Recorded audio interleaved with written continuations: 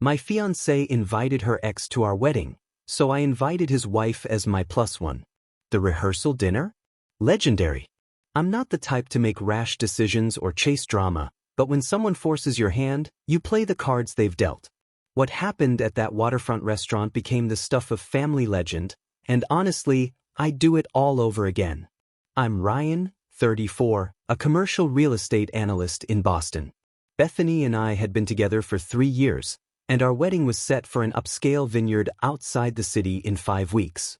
We'd planned everything down to the smallest detail: 180 guests, a string quartet for the ceremony, an 8-piece jazz band for the reception. I'd handled most of the major vendor deposits since her family insisted on traditional arrangements where the groom covers those expenses. We were sitting at our favorite sushi place on Newberry Street, one of those quiet Tuesday evenings where you just enjoy being together, when she dropped the bomb so casually I almost missed it. "So I invited Marcus to the ceremony," she said, picking at her salmon roll like she just mentioned ordering extra napkins. Marcus. Her college ex-boyfriend. I set down my chopsticks carefully, taking a moment to process. "Marcus from BU? The guy you dated junior year?" She nodded, not quite meeting my eyes. "He's married now, and his wife has a business trip to Singapore that weekend, so I thought it would be nice to include him. We've stayed friendly and he's been really supportive during the planning." Something about the way she said it felt rehearsed, like she'd been practicing this conversation in the mirror. I tried to be reasonable about it, tried to be the secure, mature guy who doesn't get threatened by exes. "Okay," I said slowly. "I mean, it's a little unusual, but if you guys are just friends and he's married, I guess it's fine." That's when I noticed her hands were shaking slightly as she reached for her water glass. "What's his wife's name again?" I asked, keeping my tone casual. "Jennifer," she said immediately, then her eyes widened slightly. "I mean Janet. Sorry, I always mix those up. Janet." She laughed, but it sounded forced and brittle. I nodded and changed the subject, but my mind was already working through the discrepancy. People don't usually mix up their friend's spouse's name, especially not when they're supposedly close enough to warrant a wedding invitation. That night, after Bethany fell asleep, I did what any suspicious person in 2024 would do. I went to social media. Found Marcus's profile easily enough since Bethany still followed him. Scrolled through his recent posts and there she was in his photos, his wife. Caroline, not Jennifer or Janet. Caroline. A pediatric nurse at Boston Children's Hospital according to her profile, definitely not on some business trip to Singapore. She looked happy in their pictures together, genuinely in love with this guy who was apparently now invited to my wedding under false pretenses. I should have confronted Bethany right then, but something told me to dig deeper first. Her tablet was still on the coffee table, and I knew her passcode because we'd always been open about that stuff. I hesitated for maybe 30 seconds before unlocking it, telling myself I was just being thorough, that I deserved to know the truth before our wedding. What I found made my stomach drop. Months of messages between Bethany and Marcus, late-night conversations that went well past midnight. "Do you ever think about what could have been?" from Bethany at 1:47 a.m. 3 weeks ago. "All the time. Especially lately," from Marcus at 2:03 a.m. Photos he'd sent her from his home gym, shirtless bathroom mirror selfies with captions like, "Getting back in shape for something special." Her responses were enthusiastic, flirty, exactly the kind of messages you don't send to someone you're just friends with. There were inside jokes, references to memories they'd shared, reminiscing about their college relationship in ways that felt distinctly present tense. "Remember that weekend in Newport when it rained the whole time and we never left the hotel?" she'd written. "Best weekend of my life," he'd replied, followed by, "We should talk more about the wedding. I'm really looking forward to it." I sat there on our couch at 2:30 a.m., reading through months of emotional infidelity, feeling like an absolute idiot. The wedding wasn't just some friendly gesture. It was something else entirely, something that made me feel sick to my stomach. I took screenshots of everything, methodically documenting the conversations, the photos, the timestamps. I didn't sleep that night, just lay there next to Bethany trying to figure out what to do with this information and wondering how long she'd been planning this, whatever this was. I spent the entire weekend wrestling with what I discovered, taking long walks along the Charles River and trying to organize my thoughts. Part of me felt guilty about going through Bethany's tablet, violating her privacy like that. But the bigger part knew that what she was doing was exponentially worse than my investigation. By Sunday night, I'd made my decision. If Bethany wanted to invite Marcus to our wedding under false pretenses, I'd respond in kind. I needed to find Caroline and tell her what was happening. Monday morning, I was at my desk by 7, running on coffee and determination. Boston Children's Hospital had a staff directory on their website, and I found Caroline listed under pediatric nursing. I crafted a careful message from my verified work email, making sure it looked professional and legitimate. Dear Caroline, my name is Ryan, and I'm engaged to Bethany. I apologize for the unusual nature of this message, but I believe you deserve to know that my fiancé has invited your husband Marcus to our wedding in 5 weeks, claiming that you'll be on a business trip to Singapore that weekend. I recently discovered months of inappropriate late-night messages between them, and I felt you should be aware of what's happening. I've attached some screenshots for your reference. Again, I apologize for any distress this causes, but I'd want to know if I were in your position. I hit send before I could second-guess myself, then spent the next 2 hours unable to focus on anything else. Every time my email pinged, my heart jumped. Caroline's response came at 9:47 a.m. Ryan, thank you for reaching out. I'm absolutely devastated but grateful for your honesty. Marcus told me he has a mandatory corporate retreat in the Berkshires that weekend for his consulting firm. I had no idea about any wedding or that he's been in contact with an ex-girlfriend. The screenshots you sent are horrifying. Would you be willing to talk by phone? I think we need to discuss this further. We exchanged numbers and spoke for nearly an hour during my lunch break. Caroline was sharp, articulate, and clearly processing some deep betrayals in real time. Marcus has been different for about 6 months, she told me, her voice steady despite the circumstances. Emotionally distant, working late constantly, suddenly obsessed with buying expensive cologne and new clothes. I thought it was a midlife crisis thing, but this makes so much more sense now. He's been preparing to see her again. She paused. The business retreat story was so specific. He even showed me the fake email invitation from his firm. This has been calculated. Over the next few days, Caroline and I communicated regularly, sharing information and building a picture of just how elaborate this deception was. She discovered charges on Marcus's credit card for a boutique hotel in Newport from 3 months ago, the same weekend Bethany had posted Instagram stories about a girls' weekend with her college roommates. The timeline matched perfectly. I want to confront them, Caroline said during one of our calls. But I want to do it in a way that maximizes the impact. These people have been lying to us for months, planning whatever this is. They deserve to have it blow up in their faces. That's when I had the idea. The rehearsal dinner, I said. It's 5 days before the wedding at a waterfront restaurant in Boston. Bethany is insisting Marcus attend because he's supposedly traveling from Connecticut and deserves the hospitality, even though he only lives 45 minutes away in Cambridge. What if you came as my guest? We could end this before the actual wedding day, minimize the damage to all the other guests and vendors. There was a long pause, then Caroline laughed, sharp and determined. I love it. Let's do it. These people want drama? We'll give them drama they'll never forget. We spent the next 2 weeks planning carefully, keeping our communications private and our behavior normal.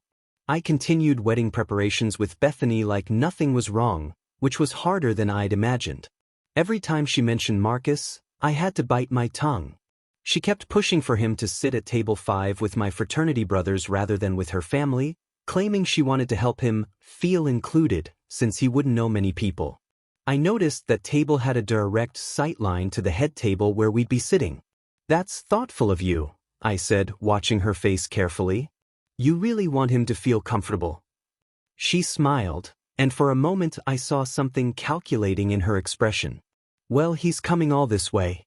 It's the least I can do. The week before the rehearsal dinner was torture. Bethany made increasingly suspicious decisions that I now saw with perfect clarity. She insisted on a specific seating arrangement, wanted to make sure Marcus got a +1 invitation just in case his wife's trip gets cancelled, and kept checking her phone obsessively. Meanwhile, Caroline was preparing for her dramatic entrance. "I'm getting my hair done," she told me during one of our final planning calls. "If I'm going to blow up my marriage and your engagement in one evening, I'm going to look absolutely stunning while doing it." I had to admire her spirit. The day of the rehearsal dinner arrived with perfect autumn weather, crisp and clear. The venue was a gorgeous waterfront restaurant with floor-to-ceiling windows overlooking Boston Harbor, private dining room for 40 people. I told Bethany I needed to help my college roommate whose car had broken down on the Mass Pike, and suggested she head over early to handle any last-minute details. "Are you sure?" she asked, looking genuinely concerned. "I can wait for you." "No, you go ahead. I'll be there soon." I kissed her forehead, feeling only numbness where affection used to be. I picked up Caroline at her apartment in Brookline at 5:30. She looked incredible in a burgundy cocktail dress, her dark hair perfectly styled, makeup flawless. "You ready for this?" I asked as she got in my car. "I've been ready since I saw those screenshots," she said. "Let's go ruin some lives." We arrived at 6:15, 35 minutes after everyone else. I timed it perfectly. I entered the private dining room first, waving to my parents and brothers, making casual small talk. Through the windows, I could see Marcus sitting beside Bethany at the main table, both looking comfortable and familiar with each other in a way that made my jaw clench. Then Caroline made her entrance. The week leading up to the rehearsal dinner had been an exercise in patience and observation. Every wedding planning decision Bethany made suddenly revealed itself in a completely different light, like one of those optical illusions where once you see the hidden image, you can't unsee it. On Monday, she'd insisted we review the seating chart for the third time. "I really think Marcus should be at table 5, she said, moving the little name cards around on our dining table. "He won't know anyone from my side, and your fraternity brothers are always so welcoming." I studied the arrangement carefully. Table 5 was positioned with a perfect, unobstructed view of the head table where Bethany and I would be sitting. From that angle, Marcus would be able to watch her throughout the entire reception. "Sure, that works," I said, keeping my voice neutral. "Whatever makes him comfortable." She smiled at me, and I wondered how I'd ever found that smile reassuring. Tuesday brought another interesting development. Bethany wanted Marcus to attend not just the ceremony, but the rehearsal dinner itself. "He's driving all the way from Connecticut," she argued when I questioned whether we needed to include a regular guest at what was typically a family and wedding party-only event. "It's nearly 2 hours, Ryan. We can't just have him show up the day of the wedding without any context." "He lives in Cambridge," I pointed out. "That's 45 minutes away." Her face flushed slightly. "Right, I meant Cambridge. I always mix those up. But still, it's far enough that we should be hospitable." The lies were getting sloppier, more desperate. She was so focused on getting Marcus to that rehearsal dinner that she wasn't even keeping her story straight anymore. Wednesday, she spent 3 hours on a phone call in our bedroom with the door closed. When she emerged, she looked flustered and excited, a combination I'd seen before when she was planning something she knew I wouldn't approve of. "Everything okay?" I asked from the couch. "Fine. Just talking to the florist about some last-minute adjustments." Except I'd spoken to the florist myself that morning, confirming the final arrangements, and she'd mentioned Bethany hadn't called in over a week. Thursday brought the most telling moment. I was working from home, and Bethany thought I was on a conference call with headphones on. I heard her on the phone in the kitchen, voice low and intimate. "No, he doesn't suspect anything. It's all going to work perfectly. Just stick to the plan and I'll give you the signal during the ceremony." My blood ran cold. The signal during the ceremony. What the hell did that mean? Friday morning, the day of the rehearsal dinner, I woke up with a strange sense of calm. The anxiety and betrayal I'd been feeling for weeks had crystallized into cold determination. Caroline and I had texted back and forth finalizing the details. She was ready. I was ready. At 4:30 p.m., I started my performance. "Babe, I just got a call from Derek," I told Bethany, grabbing my keys. Derek was my college roommate, currently living in Worcester. His car broke down on the Mass Pike and he's stranded. I need to go help him. Bethany looked up from her makeup mirror, eyes wide with concern. Right now? The rehearsal dinner starts at 6. I know. But he's completely stuck. You go ahead and handle any last-minute stuff at the restaurant. I'll meet you there as soon as I can. She bit her lip, clearly torn between wanting me there early and not wanting to seem unreasonable. Okay, but please hurry. I need you there. I promise I'll make it in time. I kissed her forehead, feeling absolutely nothing. I picked up Caroline at her apartment in Brookline at 5:15. She was putting in earrings when she opened the door, the burgundy cocktail dress fitting her perfectly, her dark hair swept up in an elegant style that probably cost a fortune. You look amazing, I said honestly. Thank you. I figured if I'm going to destroy my marriage and your engagement in one evening, I should at least look good doing it. She grabbed a small clutch purse. I've got my phone loaded with screenshots and the credit card statements showing the Newport hotel charges. I'm ready for war. We drove toward the waterfront in comfortable silence for a few minutes before she spoke again. Are you nervous? Surprisingly, I'm actually more nervous about what happens after.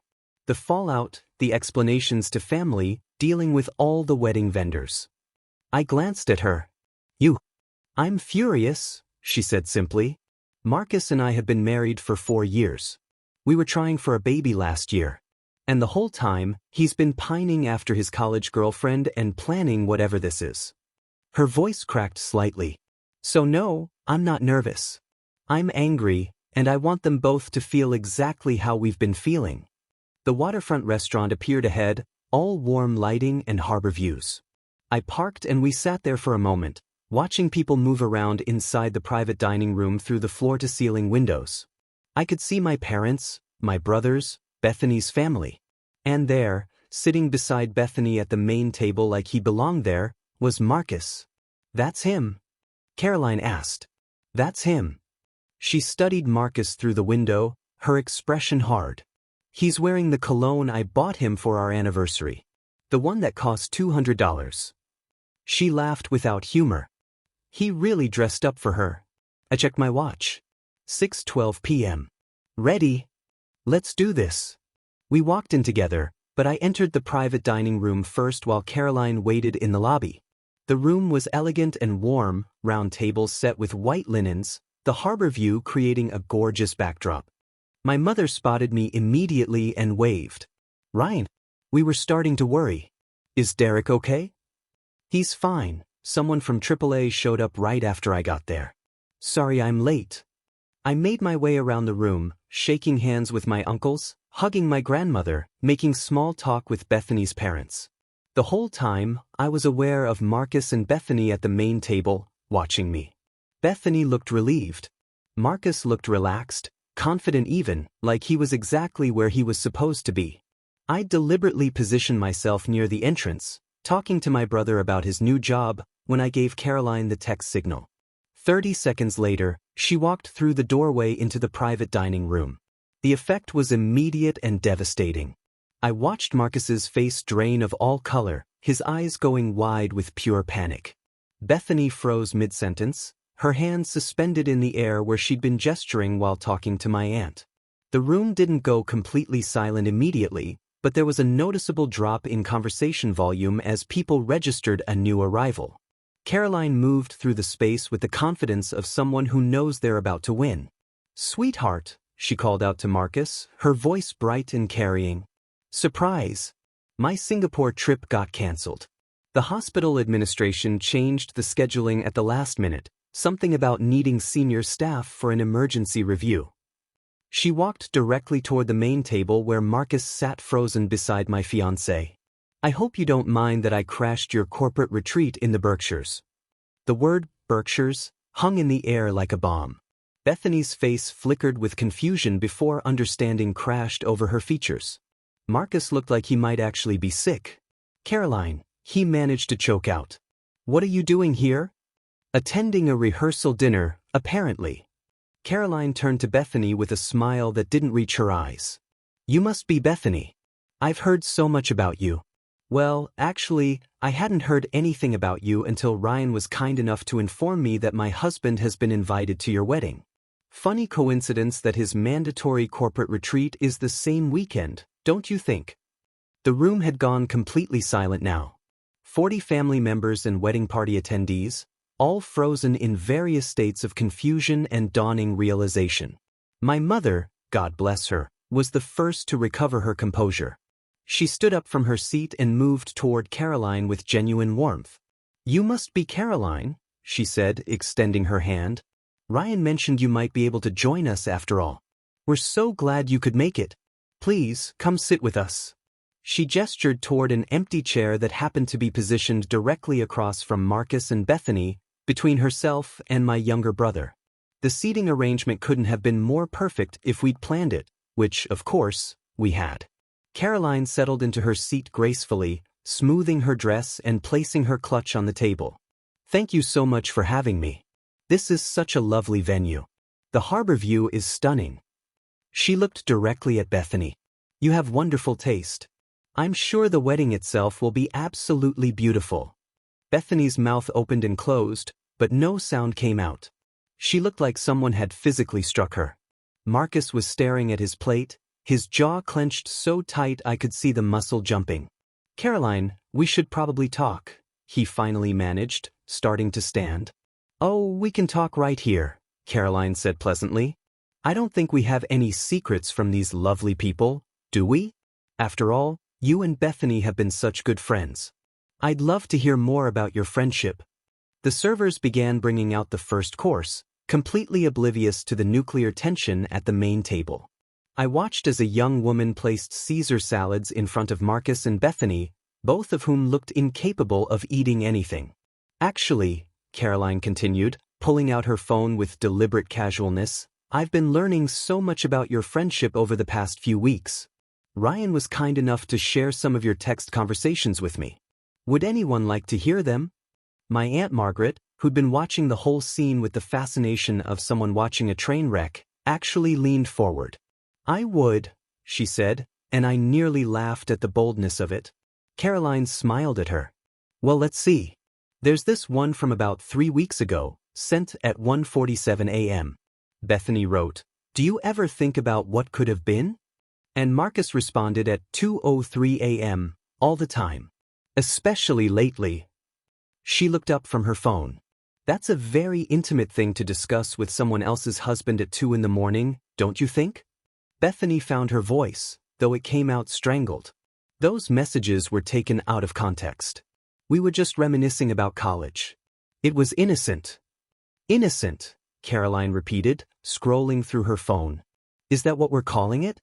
How about the shirtless bathroom mirror selfies Marcus sent you from our home gym with captions like, 'Getting back in shape for something special'? That seems less innocent and more deliberately provocative." Marcus stood up abruptly, his chair scraping loudly against the floor. "Caroline, this is inappropriate. You're making a scene." "I'm making a scene?" Caroline's composure cracked slightly, her voice rising. "You've been emotionally cheating on me for months, lying about business retreats, getting yourself invited to your ex-girlfriend's wedding, and I'm the one being inappropriate?" She pulled out another document from her clutch, unfolding it carefully. "Here's something interesting. Credit card statements from 3 months ago. There's a charge for the Harbor View Inn in Newport for $487 on a Saturday night in July." She looked at Bethany. "That's the same weekend you posted Instagram stories about your girl's weekend, isn't it? I saved them. Want to see?"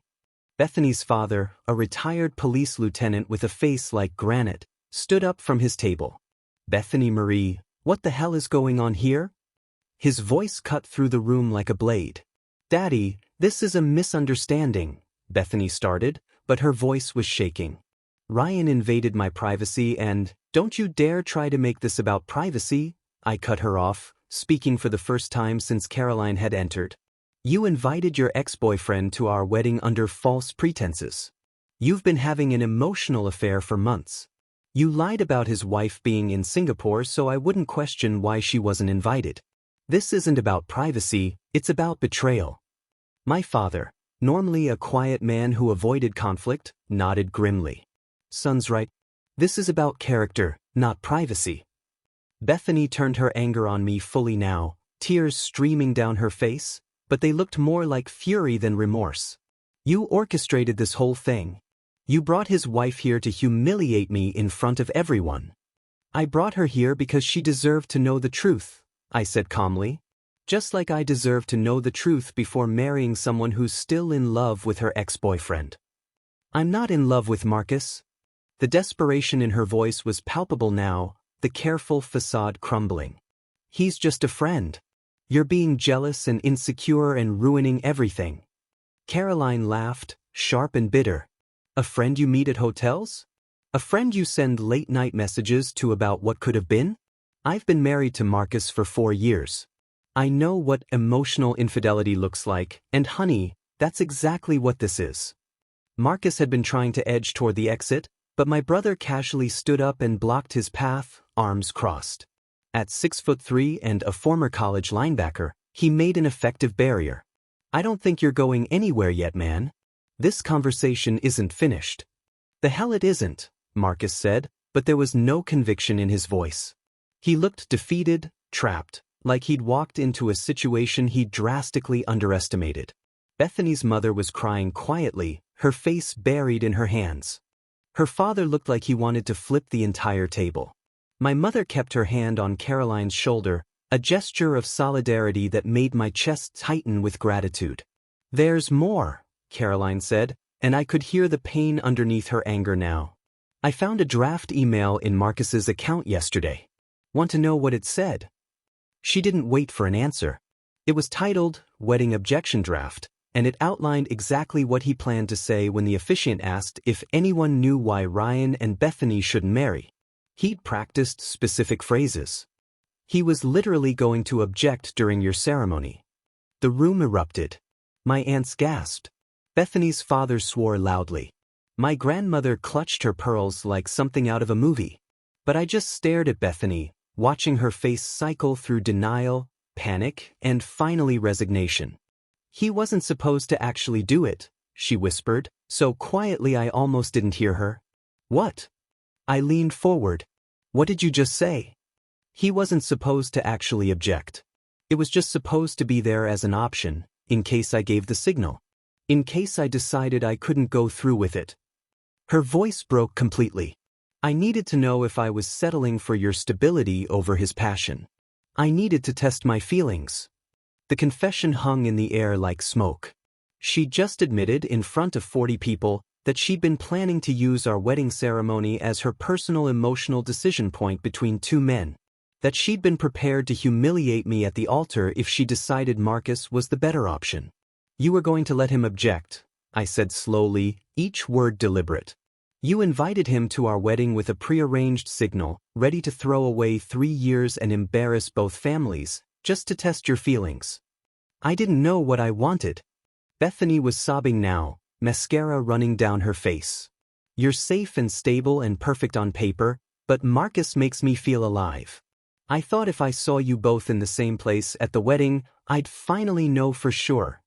My father made a sound of pure disgust. My mother looked at Bethany with something close to pity. Caroline just shook her head. You're a piece of work, Caroline told her. Both of you are. She looked at Marcus, who'd finally stopped trying to escape. I'm filing for divorce on Monday. I'm taking half of everything, including that ridiculous Corvette you think I don't know you've been hiding money to buy. Actually, especially the Corvette. Caroline, please, Marcus finally spoke, his voice desperate. We can talk about this privately. We can work through this. Work through you planning to object at another woman's wedding? Work through you lying to me for months? Work through you meeting your ex at hotels? She stood up, gathering her clutch. No. We're done. My lawyer will be in touch. I reached into my jacket pocket and pulled out an envelope I'd prepared earlier. Inside were copies of every major wedding vendor invoice, all in my name since Bethany's family had insisted on traditional arrangements where the groom handles the major expenses. Vineyard venue, catering, band, florist, photographer. $24,000 total in deposits. The wedding is canceled, I announced to the room. I've already started making calls to vendors. Whatever deposits can be refunded will go back to my accounts. If anyone wants to try to salvage any vendor relationships, you're welcome to reimburse me for the non-refundable portions. I slid the envelope across the table to Bethany's father. Here's a complete breakdown. Bethany's father took the envelope with shaking hands, looking at his daughter with pure disappointment. $24,000, he repeated. You threw away a good man and $24,000 to play games with your ex-boyfriend? I wasn't playing games. Bethany shrieked, but nobody was listening anymore. Caroline was already walking toward the exit, her head held high. I followed her, leaving Bethany sobbing at the table with her family around her. At the doorway, I turned back one last time. Marcus was already slipping out a side exit, a coward to the very end. Bethany sat alone at what should have been our celebration, surrounded by wedding party members who were now staring at her with a mixture of shock and judgment. Outside the restaurant, the cold October air hit my face like a wake-up call. Caroline stood by the railing overlooking the harbor, her shoulders shaking slightly. I approached carefully, unsure if she wanted company or solitude. You okay? I asked, immediately recognizing how stupid the question was. No, she said honestly, turning to face me. Her makeup was smudged now, tears finally breaking through the armor she'd maintained inside. But I will be. Eventually. She laughed, wiping her eyes. God, that was simultaneously the most empowering and devastating thing I've ever done. You were incredible in there. I mean it. So were you. She studied my face. How are you feeling? Honestly? Relieved. Angry. But mostly relieved that I found out before we actually got married. I leaned against the railing beside her. Can you imagine if Marcus had actually objected during the ceremony? If I'd found out like that? That draft email, Caroline said, shaking her head. I couldn't believe it when I found it yesterday. He had specific phrases planned. I object because I'm still in love with the bride. Bethany and I have unfinished business. He was going to humiliate you in front of everyone you know. Thanks to you, that never happened. We stood there in silence for a moment, watching boats move across the dark water. Inside the restaurant, I could hear raised voices, probably Bethany's father reading her the riot act. My phone started buzzing incessantly in my pocket, but I ignored it. What happens now? Caroline asked. For you? I start making vendor calls tomorrow. Try to recover what money I can. Deal with the fallout. Move on with my life. I looked at her. What about you? Lawyer on Monday, like I said. I already called my brother earlier this week and he's helping me line everything up. Marcus is going to lose that Cambridge condo, half his retirement accounts, and yes, definitely the Corvette. She smiled grimly. He's been hiding money in a separate account for over a year. I found the statements. Turns out that's not legal in Massachusetts when you're married. But take him for everything he's got. My phone buzzed again and I finally checked it. 17 missed calls from Bethany. 12 text messages, each one more desperate than the last. Ryan, please come back, we need to talk. I can explain everything. Don't throw away 3 years.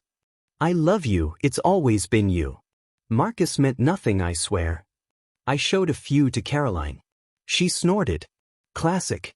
Now that her backup plan exploded in her face, suddenly you're the love of her life again. That's what I figured. I blocked Bethany's number and tucked my phone away. I should probably go back inside and deal with my family. I should get going. This was enough drama for one lifetime. Caroline straightened her dress and checked her reflection in her phone camera, fixing her smudged makeup. Thank you, Ryan. For telling me the truth. For giving me the chance to confront them together. A lot of guys would have just called off the wedding quietly and let me keep living in ignorance. You deserve to know. Nobody deserves to be lied to like that. We exchanged a brief hug, and then she was walking toward the parking lot. I watched her go, this woman I'd only known for 3 weeks but who'd become an unlikely ally in the worst situation of my life. When I went back inside, the private dining room had mostly cleared out. My parents and brothers were still there, along with Bethany's parents and a few scattered relatives. Bethany herself was gone, apparently fled to lick her wounds elsewhere. My mother hugged me immediately. I'm so proud of you, she said quietly. That took courage. I'm sorry dinner got ruined. Don't you dare apologize. My father clapped me on the shoulder. That girl showed her true colors before you made a legal commitment. That's a blessing, not a disaster. Bethany's father approached, still holding the envelope I'd given him. Ryan, I don't even know what to say. I'm mortified. Absolutely mortified by my daughter's behavior. Mr. Patterson, you don't need to apologize for her choices. The hell I don't. She was raised better than this. He looked at the invoice breakdown. I'll write you a check for half of this. It's the least I can do. You don't have to do that. I insist. Bethany's mother and I will cover $12,000. Consider it an apology for what she put you through. He paused. And Ryan? You're a good man. You'll find someone who deserves you. The next 72 hours were a blur of phone calls, emails, and damage control. Some vendors were surprisingly understanding. The florist refunded 60%, sympathetic to the situation. The photographer refunded everything since they hadn't shot anything yet. The vineyard kept the $5,000 deposit but wished me well. The band was the most difficult, refusing to refund anything, but I'd expected that. My apartment became a refuge. I took 3 days off work, claiming a family emergency, which wasn't exactly a lie. I ordered takeout, ignored my phone except for vendor calls, and tried to process everything that had happened. On day 2, Bethany showed up at my building. The doorman called up, and I told him not to let her up. She waited in the lobby for an hour before finally leaving. That night, she tried a different approach. My doorbell rang at 11:30 p.m., and when I checked the security camera, there she was. She'd somehow convinced another resident to let her into the building. She was wearing the black lingerie set I'd bought her for our anniversary, with just a long coat over it, holding a bottle of expensive whiskey. Ryan, please. Her voice came through the intercom. We need to talk. I made a terrible mistake. Let me make it right. Go home, Bethany. I love you. I was confused and stupid, but I know now that you're what I want. You're what I've always wanted. If I was what you wanted, you wouldn't have needed to test your feelings by inviting your ex to our wedding. That was insecurity. I was scared of settling down, scared of making the wrong choice.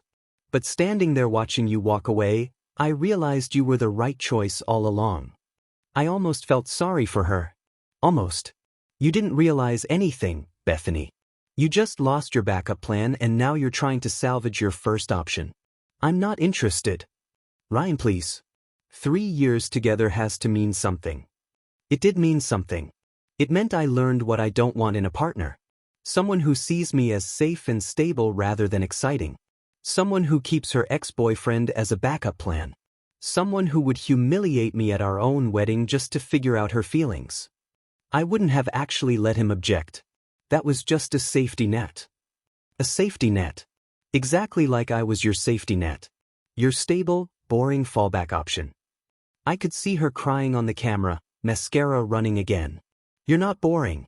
You're wonderful and thoughtful and perfect. For someone else. Not for you.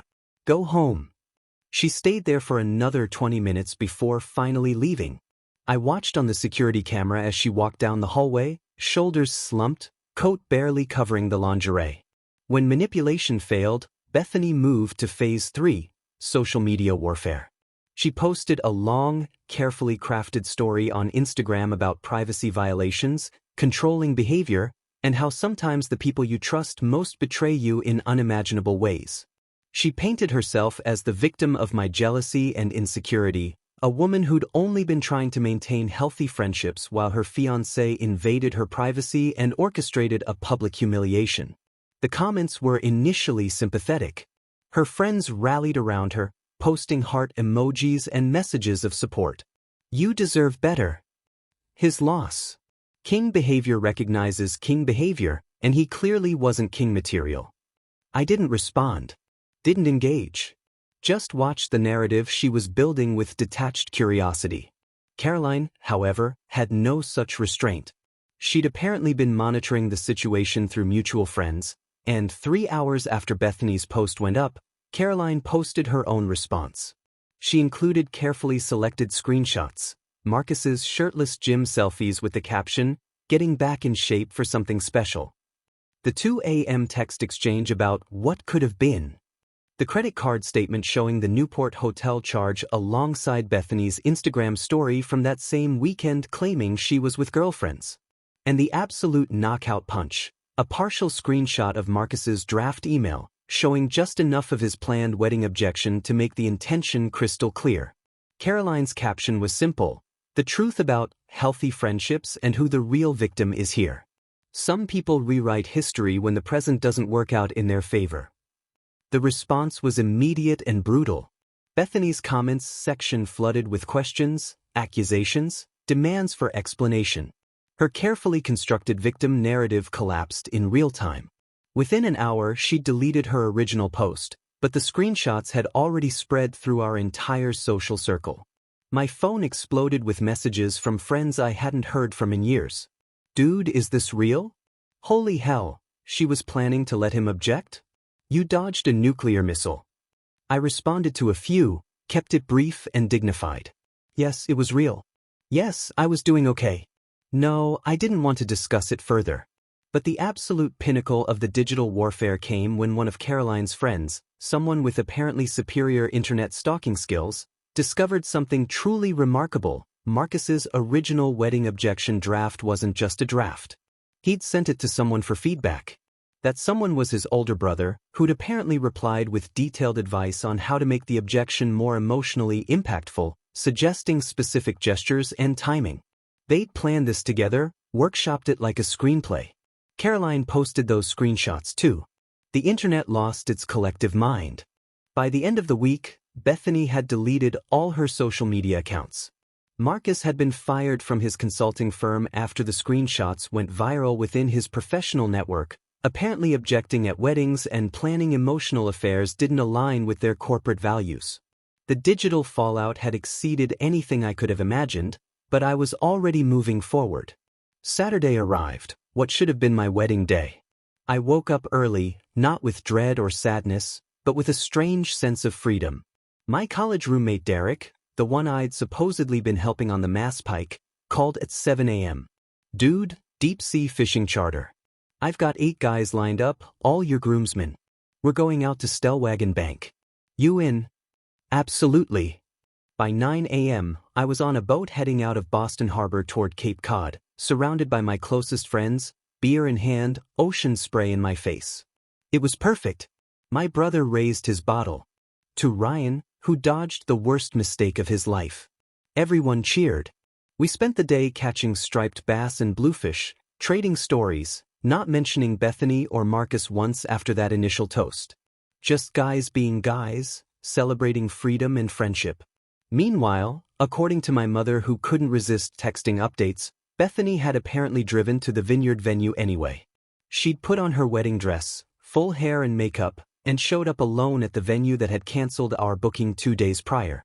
She took photos of herself in the dress, standing in the parking lot since they wouldn't let her onto the property, and posted them to a temporary Instagram account she'd created. The captions were melodramatic quotes about surviving betrayal and rising from ashes. The photos got maybe 20 likes before people started commenting about how disturbing and unhinged the behavior was. She deleted those within hours too. She showed up in her wedding dress? Derek asked when I told him, laughing so hard he nearly dropped his fishing rod. That's absolutely insane. She's trying to control the narrative.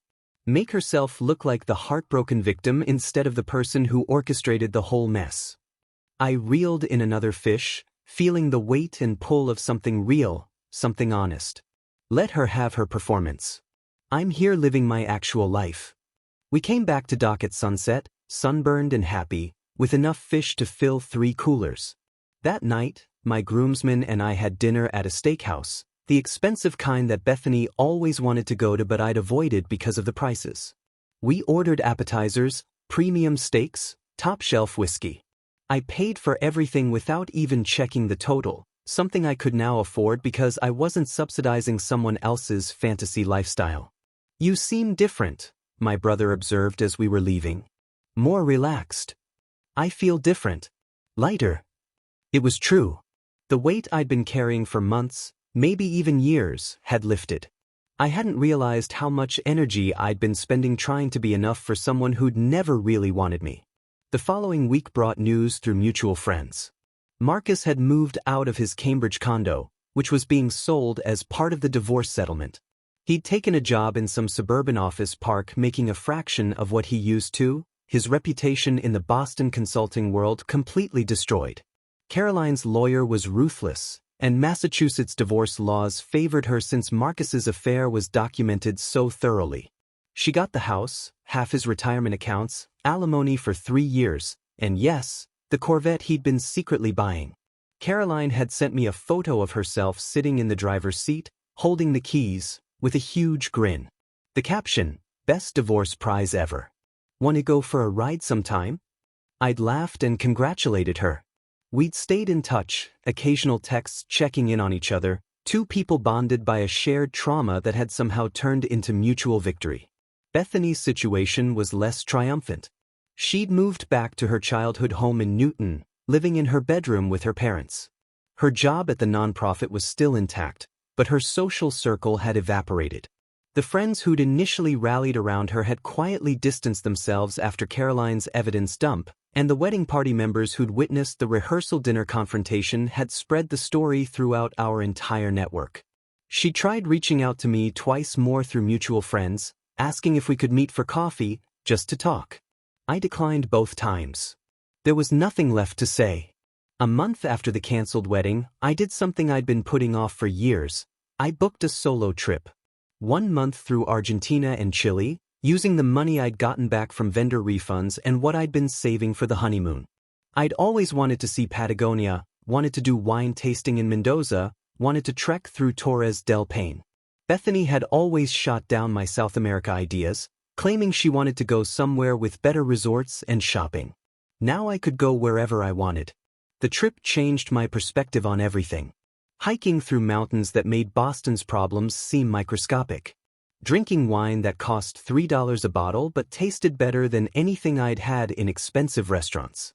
Meeting people from around the world who didn't know anything about rehearsal dinner disasters or canceled weddings. In Mendoza, at a wine tasting at a small family vineyard, I met Isabella. She was from Seattle, an environmental scientist doing research on sustainable agriculture, with a smile that made me forget to taste my wine properly. We started talking about soil composition and somehow 3 hours passed without either of us noticing. "So what brings you to Argentina alone?" she asked over dinner that night at a restaurant she'd recommended. I told her I'd just gotten out of a relationship, keeping it vague. But something about the wine and the warm night and her genuine interest made me tell her the whole story. The rehearsal dinner, the wedding objection draft, Caroline's entrance, all of it. Isabella listened with increasingly wide eyes, occasionally interrupting with gasps or questions. When I finished, she stared at me for a long moment, then burst out laughing. Not cruel laughter, but genuine, incredulous amusement. "I'm sorry," she managed between laughs. "I'm not laughing at you, I swear. I'm laughing at the absolute audacity of your ex-fiancée thinking she could pull that off. And the fact that you and this Caroline woman teamed up like some kind of revenge squad. That's actually brilliant. It felt necessary at the time. It was necessary. Can you imagine if you'd actually married her? If you'd found out after you had kids and a mortgage together?" She shook her head. "You didn't just dodge a bullet, you dodged a nuclear weapon." We spent the next week traveling together, completely unplanned but feeling entirely natural. Isabella was thoughtful, hilarious, and had this way of pointing out things I'd never noticed about myself. "You apologize constantly," she observed one day as we were hiking near Aconcagua. "For normal things like asking questions or having opinions. It's like you're always expecting someone to be annoyed with you." She was right. Living with Bethany had trained me to minimize myself, to apologize for taking up space. "Working on it," I said. "Good. Because you're actually pretty interesting when you stop apologizing for existing." On our third date, if you could call traveling together dating, we were watching sunset over the Andes and Isabella turned to me. "I have a confession. I Googled you after you told me that story." "Oh no." "Oh yes. Found your ex's deleted Instagram posts, the whole rehearsal dinner scandal, everything. The internet is forever. She paused. And I have to say, the photos I found of you, you look so much happier in the ones you've posted recently. Like you're actually yourself instead of performing being someone. That's exactly how it felt. Like I was constantly auditioning for the role of good enough boyfriend. Well, you're way more than good enough. You're actually pretty great. She kissed me, and it felt like starting over in the best possible way. We exchanged contact information when we parted ways 2 weeks later, her heading back to Seattle for work, me continuing south toward Patagonia. But we texted constantly, video called when time zones allowed, made plans to visit each other. By the time I returned to Boston 6 weeks after leaving, I'd already booked a flight to Seattle for the following month. My apartment felt different when I got back, cleaner somehow, even though nothing had physically changed. All of Bethany's stuff was long gone, the space was completely mine now, and I'd started redecorating during my trip, ordering furniture online that reflected my actual taste instead of our compromised aesthetic. Work welcomed me back with a surprise, a promotion to senior analyst that had been in the works before the wedding drama. My boss pulled me aside the first day back. Heard you had a rough few months. Glad to see you're doing better. Also, we're giving you the Henderson portfolio. Congratulations. Life was actively improving, not just recovering but actually getting better than it had been. 2 months after my return, Caroline reached out with an invitation. Drinks? I have updates and I think you'll appreciate them. We met at a wine bar in Back Bay, the kind of place with low lighting and comfortable chairs. Caroline looked phenomenal, her hair cut in a new style, wearing what was clearly an expensive dress, radiating confidence. You look amazing, I said honestly. Divorce agrees with me. She grinned. Got my promotion to head pediatric nurse. Bought out Marcus's share of our house. And I started dating someone. That's fantastic. Who's the lucky person? His name is Dr. James Mitchell, orthopedic surgeon, widower with a teenage daughter. Met him at the hospital gym.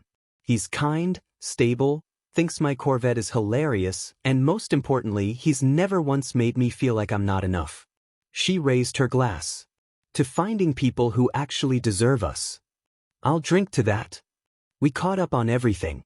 Her divorce had finalized. Marcus was apparently miserable in his new life, working some corporate job in the suburbs and living in a studio apartment in Quincy.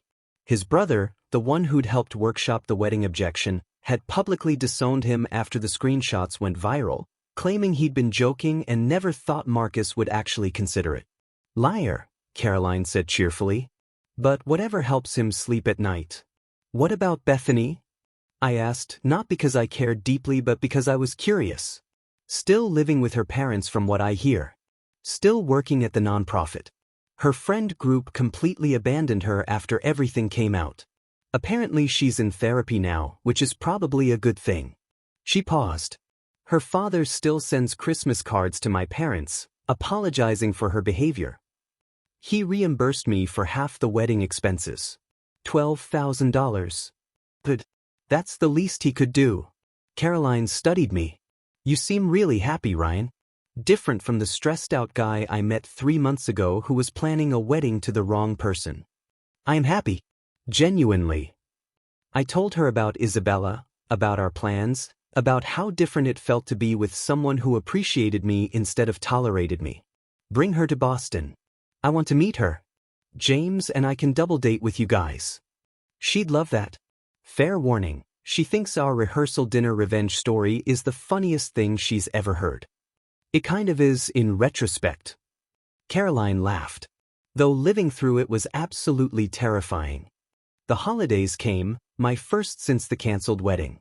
Isabella flew to Boston for Thanksgiving, meeting my family and completely charming everyone. My mother pulled me aside while Isabella was helping with dishes. She's wonderful. Don't screw this up. Planning not to. Christmas brought an unexpected gift. A card from Bethany's father with a handwritten note thanking me for revealing his daughter's true character before children and legal entanglements made everything more complicated. It also included a check for another $3,000, his share of vendor fees that had ultimately been non-refundable.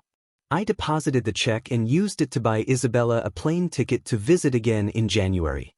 3 months after what should have been my wedding day, I was living a life I couldn't have imagined during those dark days of planning a ceremony that was secretly designed as someone else's emotional decision point. Isabella had become a constant in my life, flying between Seattle and Boston every few weeks, making plans that felt genuine and mutual instead of one-sided compromises. We talked about her potentially relocating to Boston or me moving to Seattle, but we were taking our time, actually building something real instead of rushing toward arbitrary milestones. The contrast between my relationship with Isabella and what I'd had with Bethany was stark and illuminating. Isabella insisted on splitting every check, wouldn't let me pay for her flights, contributed equally to everything we did together. When I tried to pay for dinner one night, she'd actually gotten annoyed. "I make good money, Ryan. I don't need you to take care of me financially.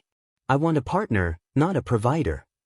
It was refreshing and occasionally jarring, relearning what an equal relationship actually looked like. Through mutual friends, I heard occasional updates about Bethany that I didn't ask for but people seemed compelled to share anyway. She was apparently still living in her childhood bedroom in Newton, the one with the posters from her college years and the twin bed she'd slept in through high school. Her nonprofit job was still intact, but she'd been passed over for a promotion that everyone knew she'd been counting on. Her social life had essentially evaporated. The friend group she'd cultivated for years had quietly distanced themselves after the rehearsal dinner scandal became public knowledge. She posted some vague quote about surviving toxic people, my friend Lisa reported during a group dinner. Got like 15 likes. It was kind of sad actually. "Everything she posts is about surviving and healing from toxic people," someone else added. Like she's completely rewritten history where she's the victim of everyone else's behavior instead of the architect of her own disaster. I didn't comment, just nodded and changed the subject. Bethany's narrative reconstruction wasn't my problem anymore. Her family had apparently insisted she start therapy after she'd shown up at the vineyard in her wedding dress, recognizing that the behavior indicated some deeper issues. According to her father, who still occasionally sent my parents updates, she was finally confronting some of her patterns around security and validation. Marcus's situation was even more dramatically altered. He'd lost everything that mattered to him: his Cambridge condo, his prestigious consulting career, his marriage, his reputation, half his retirement savings, and the Corvette he'd been secretly saving for. Caroline had been absolutely ruthless in the divorce proceedings, and Massachusetts law had favored her completely given the documented evidence of Marcus's emotional affair and deception. He was living in a cramped studio apartment in Quincy, working a corporate middle management job that paid less than half his previous salary, commuting an hour each way on the T. His brother, the one who'd helped workshop the wedding objection script, had publicly distanced himself after the screenshots went viral, claiming he'd been joking and never expected Marcus to seriously consider disrupting someone's wedding. The professional consequences had extended beyond just losing his job. Marcus's LinkedIn profile, which used to showcase his consulting achievements and extensive network, now had a fraction of his previous connections. Several former colleagues had apparently written public recommendations calling him unethical and untrustworthy after the story spread through Boston's tight-knit business community. Caroline had moved on spectacularly. Her relationship with Dr. James Mitchell was thriving, and they'd recently gotten engaged. She'd sent me a photo of the ring with a message that made me laugh out loud. He proposed at the hospital cafeteria where we had our first conversation. It was perfect and genuine and nothing like the manipulative games Marcus played. Also, I'm keeping my last name because I earned it through that divorce. Isabella and I had become friends with Caroline and James, the four of us occasionally meeting for dinners or weekend activities. The dynamic was comfortable and easy, bonded by shared history but focused on present happiness. Isabella and Caroline had particularly hit it off, occasionally meeting for brunch without James and me, forming their own friendship independent of the circumstances that had brought everyone together. "I love that you stayed friends with your ex's husband's ex-wife," Isabella had said after one of these brunches. "That's so beautifully complicated and weird." "Caroline's great. We survived something bizarre together. That creates a bond. Plus she drives that ridiculous Corvette and isn't afraid to tell James when he's being Dr. Mansplain why. I respect that." In February, the wedding venue reached out with an unusual request. They wanted to use security footage from our rehearsal dinner, appropriately edited and anonymized, for staff training on handling dramatic situations. Apparently, our evening had become legendary among Boston event venues, discussed in hospitality forums as the ultimate example of unexpected guest conflict. "We'd compensate you, of course," the events manager explained. "And we'd never identify anyone involved. But the way your family and the other woman handled the situation with grace under pressure, it's genuinely useful for training purposes." I agreed, finding the whole thing absurdly funny. Our disaster had become an educational tool. They sent me $500 and a bottle of expensive wine as thanks. I split the money with Caroline, who thought it was hilarious. "We should get royalties every time someone watches us destroy our respective relationships in real time," she joked. The rehearsal dinner from hell, now available for corporate training purposes. March brought an unexpected encounter.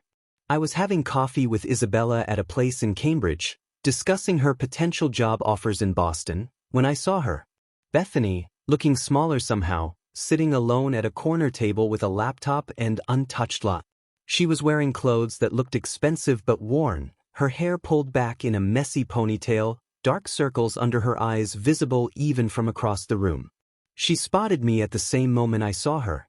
Our eyes met, and I watched a series of emotions cross her face: surprise, panic, shame, something that might have been hope. She started to stand, then seemed to think better of it, sinking back into her chair. "That's her, isn't it?" Isabella asked, following my gaze. "Yeah, that's Bethany. She looks rough. 3 months of living with the consequences of your choices will do that." I turned back to Isabella, deliberately choosing not to engage. "So, the job offer from the environmental firm in Cambridge, what are you thinking?" Isabella studied me for a moment, then smiled. "I'm thinking I should accept it. I'm thinking Boston might be good for both of us." "Really?" I felt something warm and hopeful bloom in my chest. "Really? The work is interesting, the pay is solid, and there's this guy I've been seeing who makes me laugh and never makes me feel like I'm too much or not enough." She reached across the table and took my hand. "Plus Caroline and I have brunch plans that require geographic proximity." Out of the corner of my eye, I saw Bethany watching us, her face crumbling as she witnessed the easy intimacy between Isabella and me. The comfortable way we held hands, the genuine laughter, the planning of an actual shared future. Everything she'd thrown away was now being built with someone else. I didn't feel triumph watching her pain, didn't feel vindicated or satisfied. I felt nothing at all, which was somehow more significant than anger or resentment would have been. She'd become a cautionary tale in my history, not a wound that still hurt. We left the coffee shop hand in hand, Isabella talking excitedly about apartment hunting and furniture shopping, making plans that included us both equally. I didn't look back at Bethany sitting alone with her untouched latte and whatever regrets she was nursing. By April, Isabella had officially relocated to Boston, taking an apartment in Brookline while we continued taking things at a measured pace. No rushing toward engagement or marriage, just building something solid and real. She'd met all my friends and family, been unanimously approved, and had even bonded with my mother over their shared love of true crime podcasts. One Saturday afternoon, Caroline invited us to a barbecue at her house, the one she'd bought out from Marcus in the divorce. It was a gorgeous spring day, her backyard filled with friends and colleagues, James expertly manning the grill while Caroline showed off the garden she'd been cultivating. "This used to be Marcus's man cave patio," she told Isabella, gesturing at the space now filled with flowering plants and comfortable seating. "He had a massive TV and a beer fridge out here. I ripped it all out and made it actually beautiful." "Upgrade," Isabella said approvingly. Later, as the sun was setting and people were starting to leave, Caroline pulled me aside. "I heard Bethany reached out to mutual friends asking about you. Wanted to know if you were happy." "What did people tell her?" "The truth. That you're thriving. New relationship, promotion at work, seemed genuinely content." She paused. "I think she finally understands what she lost. But maybe she'll treat the next person better." Maybe. Though according to her father, She hasn't dated anyone since everything happened. Too afraid of being hurt again, apparently. Caroline shook her head. The irony. I looked across the yard at Isabella, who was laughing at something James was saying, completely at ease and genuine. I'm glad everything happened the way it did. If Bethany hadn't invited Marcus to the wedding, if we'd actually gotten married, I never would have met Isabella. Never would have learned what I actually deserve. Same. If Marcus hadn't been stupid enough to leave evidence everywhere, I might have stayed in that marriage for years. Now I have James, my house, that ridiculous Corvette, and no regrets whatsoever. She clinked her beer bottle against mine. To dodged bullets. To second chances, I countered. By summer, I'd bought a ring. Nothing extravagant or desperate, just a beautiful vintage piece I'd found at an estate sale that somehow perfectly captured Isabella's style. Elegant but practical, with a history but looking forward.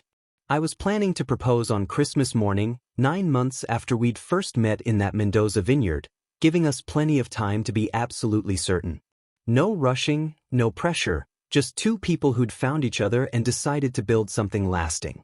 I showed the ring to Caroline one afternoon when we met for coffee, wanting a woman's opinion. She held it up to the light, examining it carefully. It's perfect. She's going to love it. She handed it back. You seem different from the guy I met 6 months ago. More settled in yourself. I feel different. Like I finally understand what I was missing with Bethany. It wasn't passion or excitement or whatever she thought Marcus offered. It was actual partnership. Mutual respect. Someone who sees you as an equal instead of a safety net or a provider or an emotional backup plan. That's exactly it. Caroline smiled. James and I are getting married next spring. Small ceremony, just close friends and family. Obviously you and Isabella are invited. Obviously we'll be there. As long as there's no dramatic ex-boyfriend situations planned. Gano. Though the rehearsal dinner might be boring by comparison to ours. We both laughed, the shared trauma now transformed into inside jokes and genuine friendship. The last I heard about Bethany came through her father, who'd sent my parents a Christmas card in July, thanking them for their kindness during everything and apologizing again for his daughter's behavior. He included a brief update. She was still in therapy, still living at home, still working on herself. She'd apparently asked him to convey that she was sorry, truly sorry, and hoped I was happy. I didn't respond, but I appreciated the closure of knowing she was at least working on her issues. Marcus's updates were less sympathetic. According to Caroline's lawyer, he tried to reduce his alimony payments claiming financial hardship, but the judge had denied the request given that his financial problems were self-inflicted consequences of his own behavior. He was still living in the Quincy studio, still working the soul-crushing corporate job, still completely ostracized from his previous social and professional circles. I almost feel bad for him, Caroline had said when she told me. Almost. Then I remember the wedding objection draft and I stopped feeling bad. Tonight, I'm having dinner with Isabella at our favorite Italian place, the same restaurant where we had our first real date after she moved to Boston. She thinks we're just celebrating her work project success, but I'm actually planning to propose early, unable to wait until Christmas because why wait when you know something is right? The ring is in my jacket pocket, and I feel nothing but certainty and joy. No anxiety, no second-guessing, no wondering if I'm enough or if she's settling. Just the quiet confidence that comes from being chosen by someone who actually wants to choose you. Bethany taught me what I don't want, what I won't tolerate, what I deserve better than. Isabella taught me what love actually looks like when both people are fully present and genuine. And Caroline, unexpectedly, taught me that sometimes the worst situations create the best alliances and that revenge, when executed with precision and dignity, can actually be the foundation for genuine friendship. As I'm getting ready, adjusting my tie and checking the ring box one more time, my phone buzzes with a message from Caroline. Good luck tonight. She's going to say yes. And thanks for being the best divorce buddy a person could ask for. The rehearsal dinner from hell changed both our lives for the better. She's right. It did. What Bethany meant as her emotional backup plan became my liberation. What should have been the worst night of my life became the catalyst for everything good that followed. I text back, Thanks for being brave enough to walk into that restaurant. We both dodged nuclear weapons. Her response is immediate. We really did. Now go get engaged to someone who actually deserves you. I pocket my phone, grab my keys, and head out into the warm summer evening. Somewhere across the city, Bethany is probably still living in her childhood bedroom, still processing what she lost and why. Marcus is probably in his studio apartment, eating takeout and wondering how his life went so spectacularly wrong. But I'm heading toward a future I actually want with someone who wants it with me, and that's the only revenge that really matters. Living well, choosing better, and never looking back.